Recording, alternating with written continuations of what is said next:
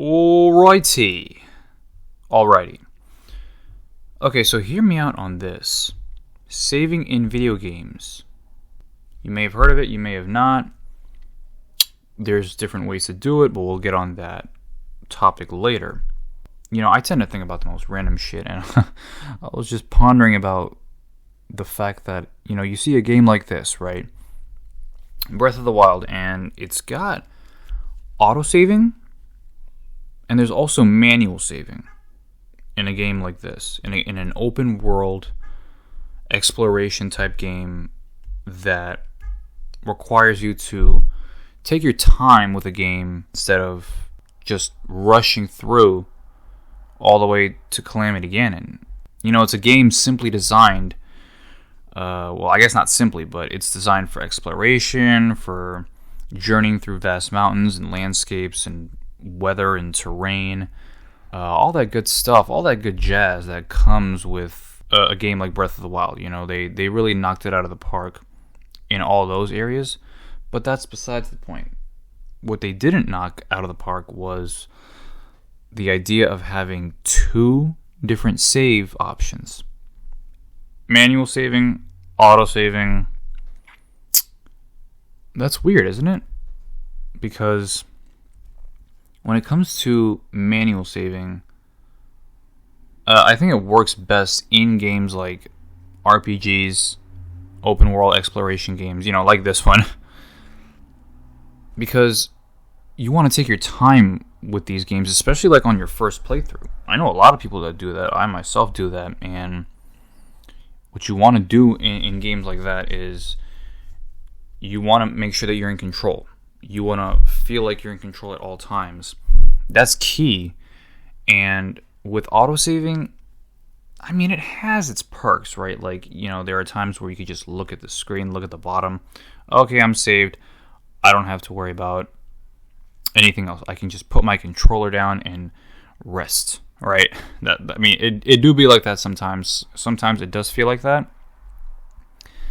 But autosaving, I don't know, man. I think it has its place in other games. Like 2D games, probably like Mario Maker, Cuphead, Little Nightmares. I'm thinking about more recent 2D games, but I'm sure it can apply to more older ones, like from the 1920s. You know how it is.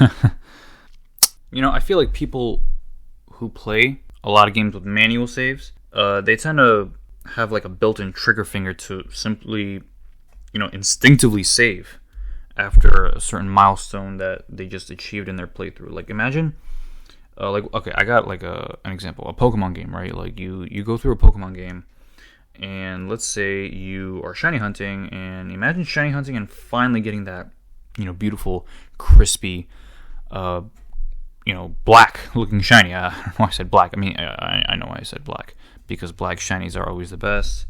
You know, the Charizards, the Greninjas, the Rayquazas, all that fun stuff. And those shinies just tend to look the best. But, yeah, let's say you get one of those. Let's say you get one of those beauties, and your game crashes. Now, I'm not going to get into that whole aspect of game crashing, but imagine you not being able to save on your own in games like that, and having to strictly rely on autosave.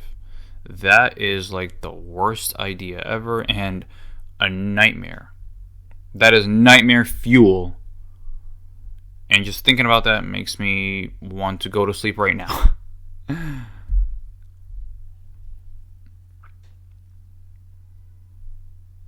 All of that, to me, is like a vastly different experience compared to a game that relies on autosaves solely, if, you know, not primarily, right? Like a game like Mario Maker, right? Like, that uses autosaves in the form of checkpoints. Those are like in-game saving options. You know, that's where, like, you know, you're in Resident Evil and you get to a house. Okay, checkpoint, right? You can go back and backtrack if you want, but basically you are at this point because the game wills it. And, you know, saving like that has its place as well, right? So I don't see how you could implement that in a game like Breath of the Wild if that was the only option, right? I mean, if it doesn't hurt, if it ain't broke, don't fix it, right? Like, there's at least manual saving, so you might as well have auto saving just to test the waters. But like, let's say in Breath of the Wild 2, let's say in Tears of the Kingdom, there's no manual saves. Taking away control and freedom of the player, from the player, I should say, taking away control and freedom from the player is like probably one of the worst feelings you can have as a gamer. And I'm sure a lot of you can relate, right? Like, I'm curious if there's still a stigma around manual saves or auto saves. Let me know which one you prefer, though, especially in a game like Breath of the Wild. And that's the video. Is that the video? That is absolutely the video. If you're here, thank you, by the way. If you are still here, thank you. Good night.